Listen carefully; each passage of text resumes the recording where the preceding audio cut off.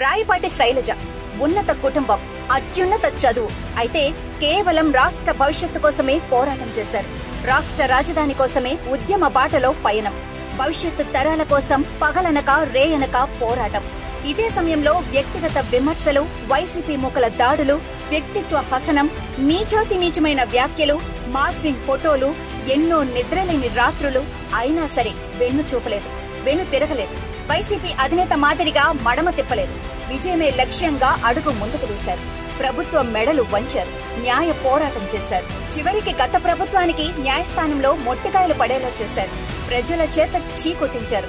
అనుకున్న లక్ష్యాన్ని చేరుకున్నారు. ఎవరి కోసమైతే పోరాటం చేశారో ఇప్పుడు అదే మహిళల హక్కులు కాపాడే అత్యున్నత పదవిని దక్కించుకున్నారు.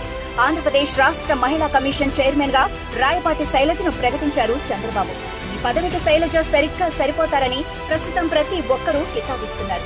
ఇందుకు అనేక కారణాలున్నాయి.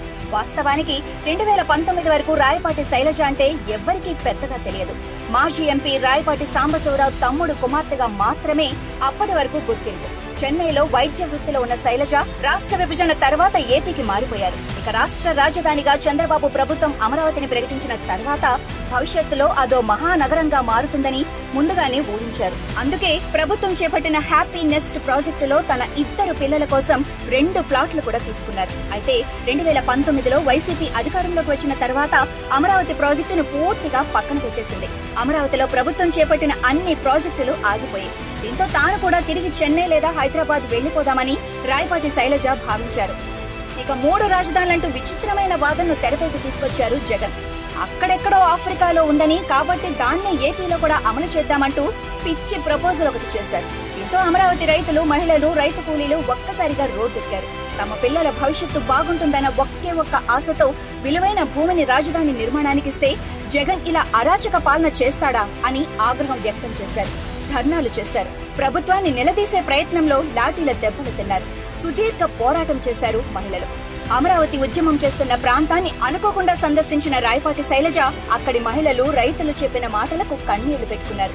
వారి కష్టాన్ని స్వయంగా గుర్తించారు. అప్పటి నుంచే వారి పోరాటంలో భాగమయ్యారు. మహిళలపై పోలీసులు దాడి చేయటాన్ని నిరసిస్తూ గుంటూరులో తొలిసారి రోడ్డెక్కారు. అమరావతి రైతులతో గొంతు కలిపారు. నాటి వైసీపీ అరాచకపు పాలనకు వ్యతిరేకంగా గళం విప్పారు. ఉద్యమానికి తన వంతు సాయం అందించారు. అన్ని వర్గాల ప్రజలను ఉద్యమంలో భాగం చేశారు. న్యాయస్థానం టు దేవస్థానం అంటూ అమరావతి జేఏసీ చేపట్టిన పాదయాత్రను ముందుండి నడిపారు. ఉద్యమంలో కీలకంగా వ్యవహరిస్తున్న రాయపాటి శైలజను వైసీపీ మూకలు టార్గెట్ చేశాయి. తన కుటుంబాన్ని కించపరిచేలా వ్యాఖ్యలు చేశారు. ఒంటరి మహిళ అని కూడా చూడకుండా నీచమైన కామెంట్స్ చేశారు. పిల్లల గురించి కూడా వైసీపీ సోషల్ మీడియా సైకోలు తప్పుడు రాతలు రాశాయి.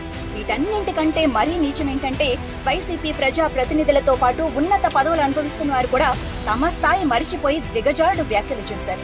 కట్టు బొట్టుపై సాటి మహిళను కూడా చూడకుండా రోజా వంటి మాజీ మంత్రులు కూడా పెయిడ్ ఆర్టిస్టులు అని, బంగారు గాజులు వేసుకున్న రైతు కూలీలని, వేల రూపాయల చీరలు కట్టిన పేదలు అంటూ నీచంగా వ్యాఖ్యలు చేశారు.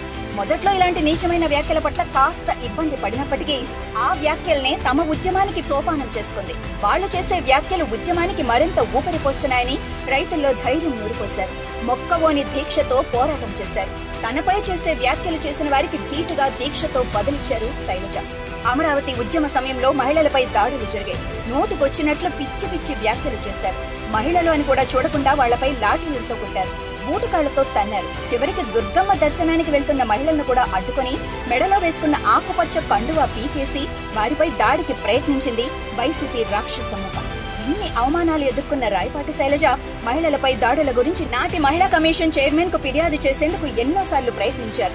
అలాగే డీజీపీకి, మహిళా శిశు సంక్షేమ శాఖ మంత్రికి కూడా వినతి పత్రాలు ఇచ్చేందుకు ఎన్నోసార్లు ప్రయత్నించారు. కానీ రాయపాటి శైలజ అనే పేరు వినగానే నో అనే అపాయింట్మెంట్ అనేశారు నాటి వైసీపీ పెద్దలు, అధికారులు. మహిళా కమిషన్ కార్యాలయానికి కూడా రాయపాటి శైలజకు అనుమతి ఇవ్వలేదు. కానీ ఇప్పుడు అదే మహిళా కమిషన్ కార్యాలయంలో చైర్మన్ స్థానంలో రాయపాటి శైలజ ఆసీనులు కానున్నారు. మహిళల హక్కులు, భద్రతపై శైలజ కీలక పాత్ర పోషించనున్నారు. గతంలో రాయపాటి శైలజకు అపాయింట్మెంట్ కూడా ఇవ్వని సోకాల్డ్ వైసీపీ నేతలు ఇప్పుడు అదే మహిళా కమిషన్ కార్యాలయం ఎదుట క్యూ కడతారేమో చూడాలి మరి.